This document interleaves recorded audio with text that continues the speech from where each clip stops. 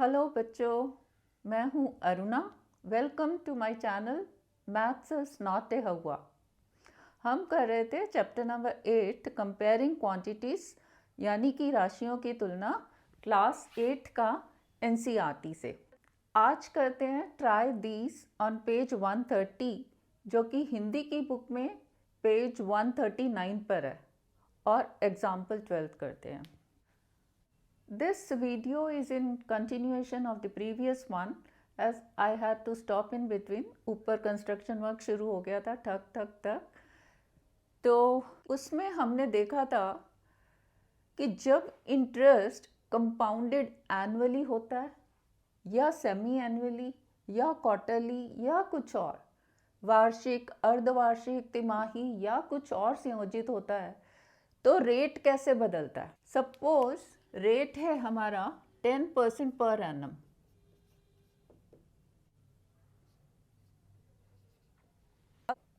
अगर compounded annually है means हर साल के बाद ब्याज जमा होगा। कब कंपाउंड होगा?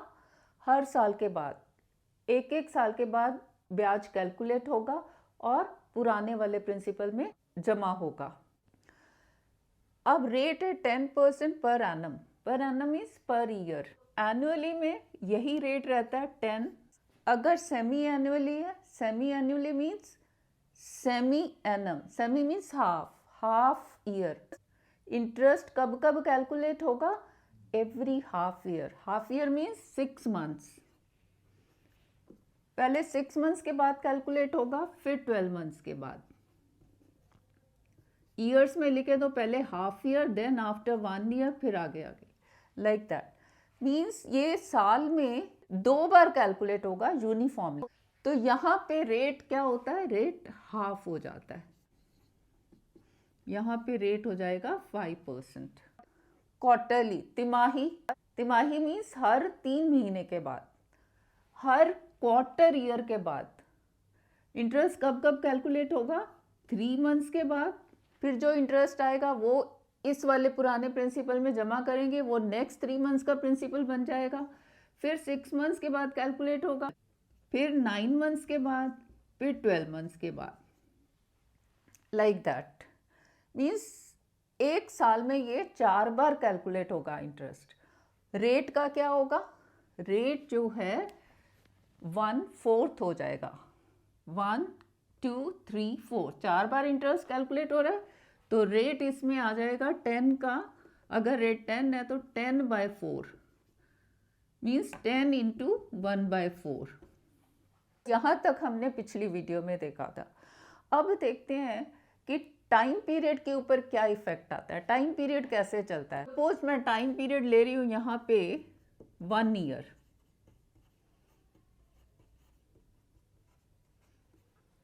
कंपाउंडेड एनुअली है मीन्स साल के बाद इंटरेस्ट कैलकुलेट होगा और पुराने में जमा होगा। यहाँ पे टाइम पीरियड 1 ईयर है तो ये 1 ही रहेगा यहाँ पे कि एक साल तक हमने इंटरेस्ट कैलकुलेट करना है, पुराने में ऐड कर देना है। सेमी एनुअली है तो कितनी बार इंटरेस्ट कैलकुलेट होगा? पहले हाफ ईयर पे, फिर 1 ईयर पे। और अगर टाइम पीरियड 1 ईयर है तो यहीं तक ये रहेगा, आगे नहीं जाना। कितनी बार इंटरेस्ट कैलकुलेट हुआ? 2 बार। तो यहाँ पे टाइम पीरियड हो जाएगा 2। यहाँ पे कितनी बार इंटरेस्ट कैलकुलेट हुआ? This is 1/4 year, than half year, and this is 3/4 year, और ये वाला 1 ईयर। 4 बार इंटरेस्ट यहाँ पे कैलकुलेट हो रहा है, 1 2 3 4। तो यहाँ पे टाइम पीरियड हो जाएगा 4। हमने लिया ये 1 ईयर तो ये 1 ईयर यहीं तक हमने करना, आगे नहीं जाना। 1 2 3 4। तो रेट और टाइम ऐसे उल्टे चलते हैं। अगर रेट हाफ होता है टाइम डबल हो जाता है। रेट 1/4 तो टाइम जो है 4 टाइम्स हो जाता है। एक एग्जाम्पल करते हैं, उससे और ज़्यादा आपको क्लियर हो जाएगा। उससे पहले एक देखते हैं हमने जब फॉर्मूला डिराइव किया था। क्या फॉर्मूला डिराइव किया था हमने? अमाउंट जो कि आफ्टर n ईयर्स बन जाएगा वो कितना था? P × 1 + R/100 raise to power n। p principal था जो शुरू का, r था रेट, n था नंबर ऑफ ईयर्स। ये जो फॉर्मूला डिराइव किया था जब इंटरेस्ट कंपाउंड हो रहा था एनुअली, वार्षिक संयोजन। क्योंकि ये एनुअली है मीन्स हर साल इंटरेस्ट कैलकुलेट होना है और पुराने वाले प्रिंसिपल में जमा होना है, तो इसीलिए यहाँ पे n ईयर्स था। एक्चुअली n क्या है, n यहाँ पे है, n stand for conversion periods, रूपांतरण अवधियां। Conversion period here is 1। जितनी बार इंटरेस्ट कैलकुलेट होगा वही है ये। So in this case amount at the end of 1 year or at the end of only one conversion period is there.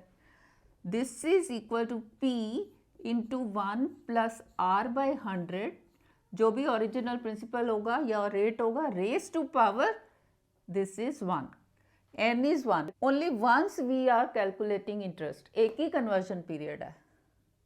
In this case semi annually, यहाँ पे conversion period क्या है, 6 months। ये conversion period है यहाँ पे।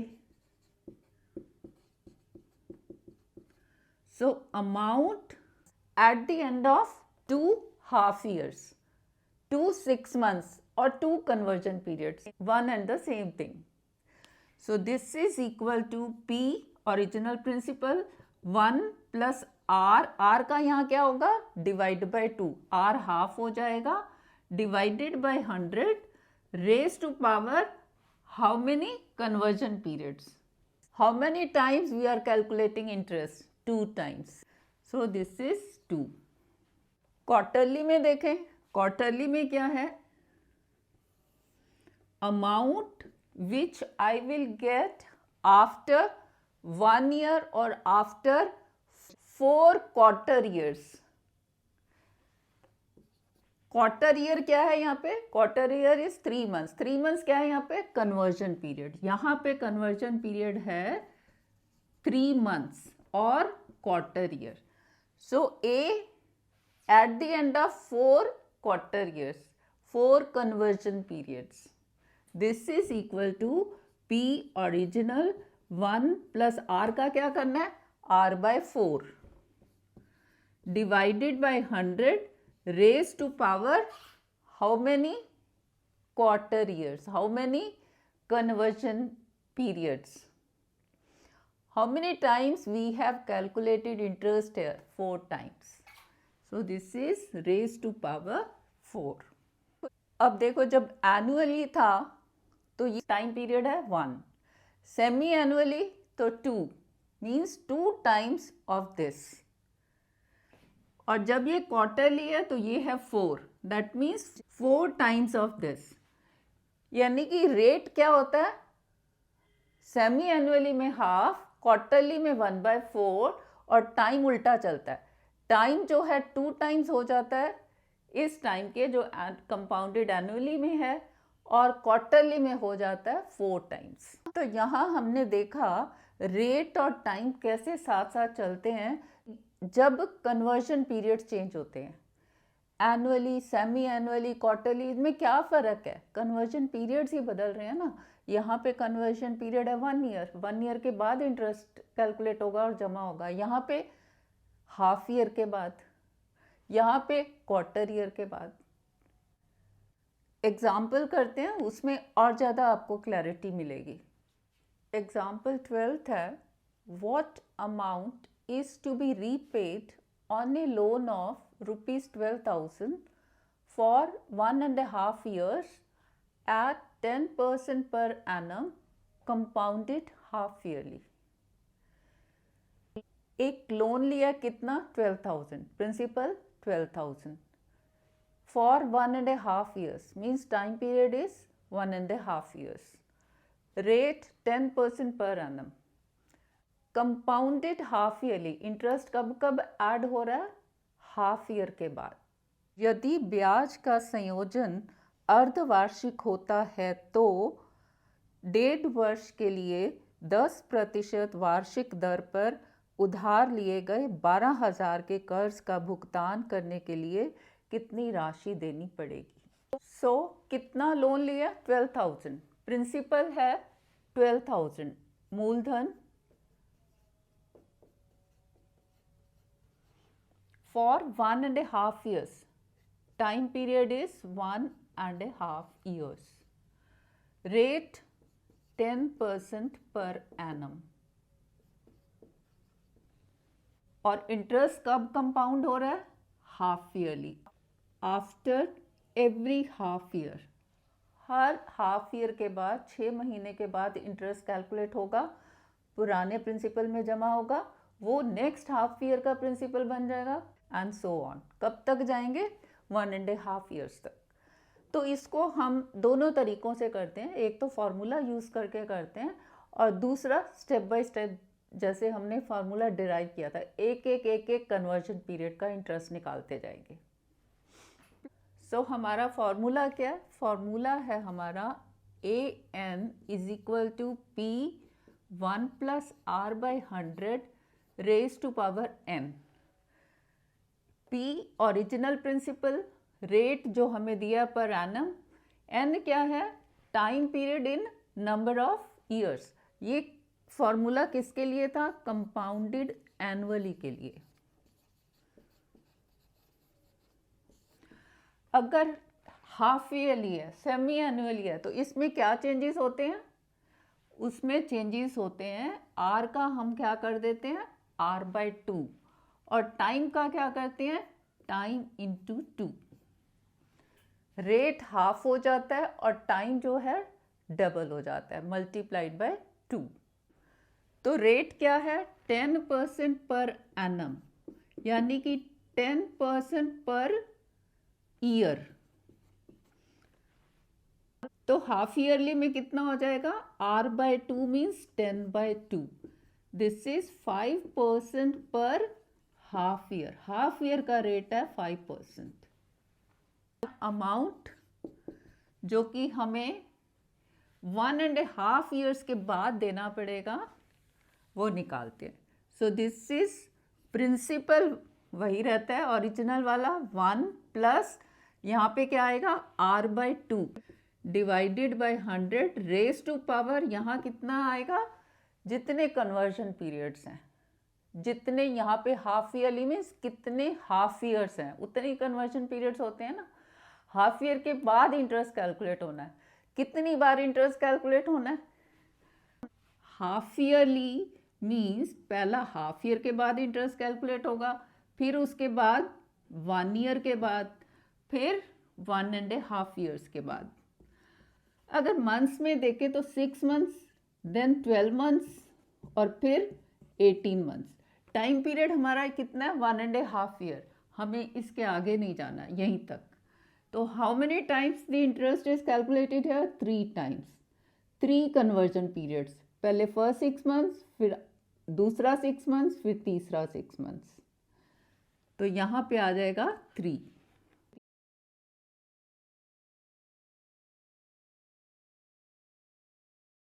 अब इसमें वैल्यूज डाल देते हैं। Principal 12,000, 1 + r/2 5 upon 100 raised to power 3। So this is 12,000। इसको मैं लिख सकती हूँ 1 और 100 का LCM, 100 divided by 100 into 1 is 100 plus 100 divided by 100 is 1 into 5 raised to power 3। So this is 12,000 into 105 divided by 100 raised to power 3।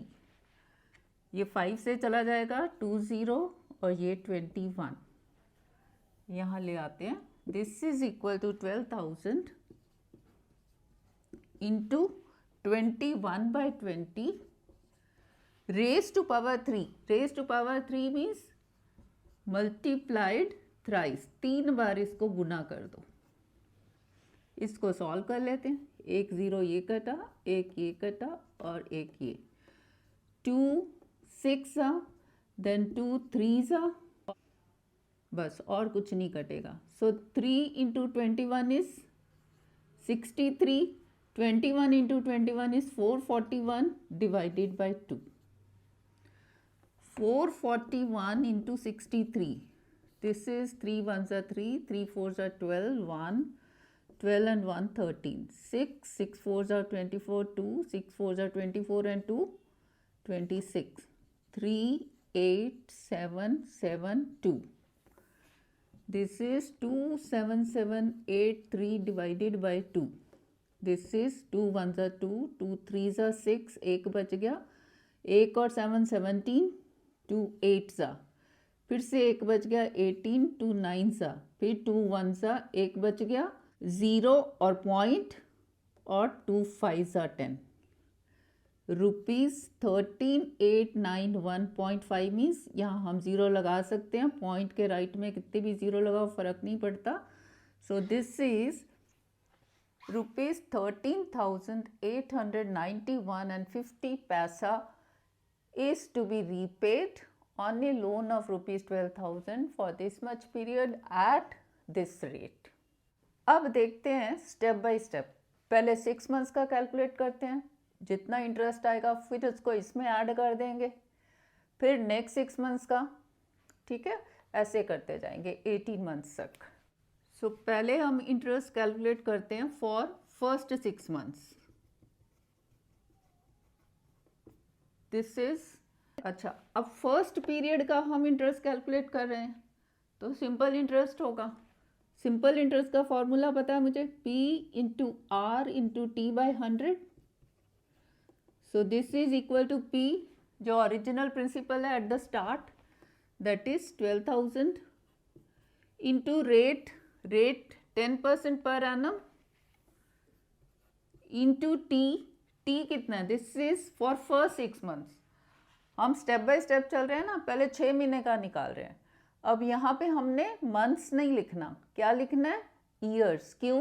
क्योंकि rate जो है 10% पर एनम है, per annum means per year, तो जो भी फॉर्मूला में आएगा years आने चाहिए, यानी कि मुझे लिखना है हाफ ईयर, तो ये हो गया हाफ अपॉन 100। इसको सॉल्व कर लेते हैं, ये 2 0 कट गई, 2 5 सा, 120 इंटू 5 इज 600। इसको लिख सकते हैं जैसे फॉर्मूला में किया था, simple interest for first period, first 6 month, first conversion period, ये आ गया इतना। अब amount at the end of 6 months, उस वो जगह A1, this is equal to P1 plus simple interest 1। ये जो सिंपल इंटरेस्ट कैलकुलेट किया है कितना हो जाएगा, ओरिजिनल प्रिंसिपल कितना है 12,000 प्लस इंटरेस्ट हमने कैलकुलेट किया 600। So this is 12,600 rupees amount at the end of first 6 months.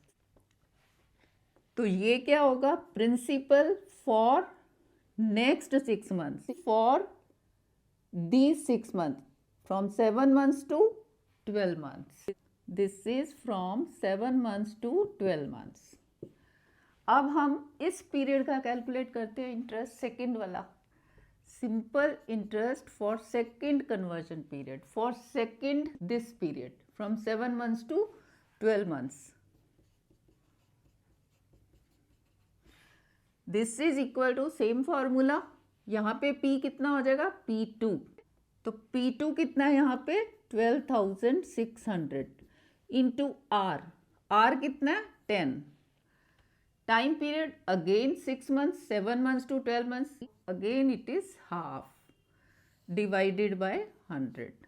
इसको सॉल्व कर लेते हैं, 1 2 कट गई, और यहाँ पे 2 5 सा, and 5 into 126, this is 5 6 are 33, 5 2s are 10 and 3 13, 5 1s are 5 and 6. Rupees 630 is the interest for second conversion period, means from 7 months to 12 months. यहाँ से यहाँ आ जाते हैं। So amount at the end of 12 months, यही किया ना, 7 months to 12 months, amount at the end of 12 months or at the end of second conversion period is principal 2 plus simple interest 2. P2 कितना है 12,600 plus simple interest 630. So this is equal to 30, 12, 1, 3 and 1 rupees 13,230. तो ये हो गया principal for the start of third period. Third period is from 13 months to 18 months. अब third period के लिए simple interest calculate करते हैं. SI3 same formula P into R into T by 100. P क्या होगा P3 हेयर 13,230 इंटू आर वही 10% into time. Time कितना है again half year. Third period 6 months 13 months to 18 months. तो यहाँ पे क्या लिखना 6 months नहीं लिखना हाफ ईयर हाफ अपॉन 100. इसको सॉल्व करते हैं. एक 0 ये कटी एक ये कटी. 1323 divided by 2. This is 2 6 then 2 6 2 1 0.50. Rupees 66150 is the interest for third period from 13 months to 18 months. तो amount at the end of 3 periods, at the end of 18 months, at the end of 1.5 year. This is equal to कितना आ जाएगा P3 plus SI3. Principal plus interest. P3 कितना है 13,230 plus interest कितना आया 661.50. So this is equal to 0.50 3 and 6 9 6 and 2 8 13 8 9 1 50 पैसा. यही था ना जो हमने फार्मूला से कैलकुलेट किया. सो अब क्लियर हो गया होगा कि जब हम फार्मूला यूज़ करते हैं तो रेट और टाइम को हम चेंज करते हैं. बट अगर हम स्टेप बाय स्टेप कर रहे हैं मीन्स हम एक पीरियड का निकाल रहे हैं तो रेट वही रहेगा. यहाँ पे जितना पीरियड है वो डाल दो. ट्राई दिस ऑन पेज 130 जो हिंदी की बुक में 139 पेज पर है.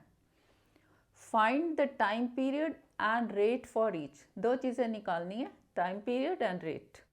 A sum taken for 1.5 years at 8% per annum is compounded half yearly. निम्नलिखित में ब्याज संयोजन के लिए समय अवधि और दर. 2 चीज़ें समय अवधि और दर. पहला 1 और आधा वर्ष के लिए 8% वार्षिक दर पर उधार ली गई एक राशि पर ब्याज अर्धवार्षिक संयोजित किया जाता है. वो पूछ रहा है टाइम पीरियड एंड रेट. यहाँ पे टाइम पीरियड मुझे दिया हुआ है और रेट भी दिया हुआ है. फिर क्यों? फिर हमें देखना है कंपाउंडेड व्हेन. क्यों? क्योंकि कंपाउंडेड हाफ ईयरली क्वार्टरली या कुछ और में हमारा रेट और टाइम पीरियड चेंज होता है. अब यहाँ हमने देखना है कब कब इंटरेस्ट ऐड होना है half yearly. Half yearly means कि रेट को मैंने क्या करना है हाफ कर देना है और टाइम को 2 से मल्टीप्लाई कर देना है डबल जितना यहाँ दिया है. रेट क्या दिया है 8% पर एनम. सो रेट का आधा कर दो 8/2. So this is 4%.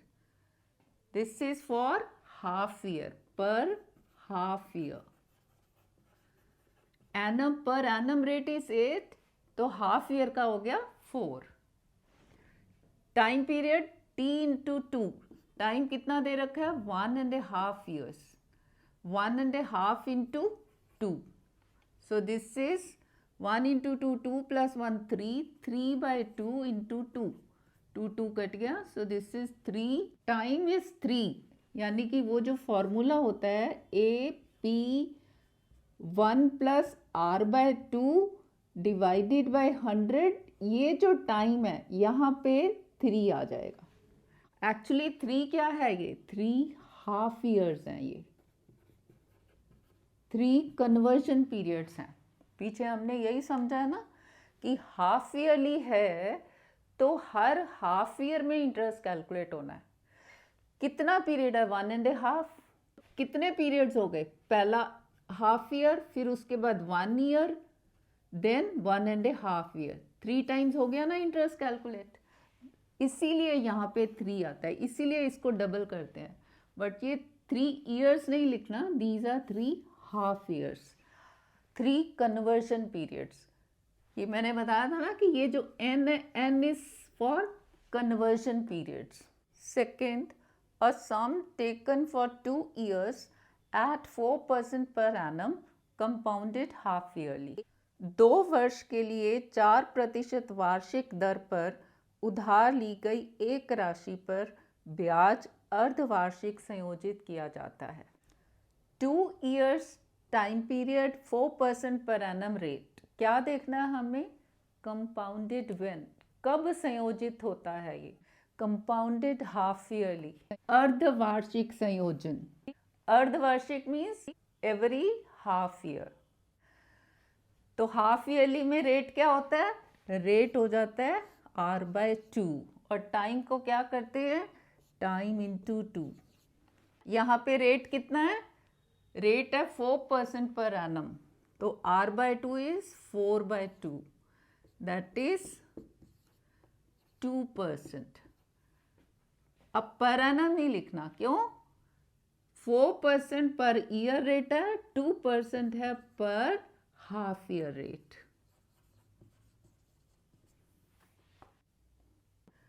Time period T into 2, यहाँ पे कितना है? 2 years, so 2 into 2 that is 4। 4 क्या है? 4 हाफ ईयर्स, 4 कन्वर्जन पीरियड्स।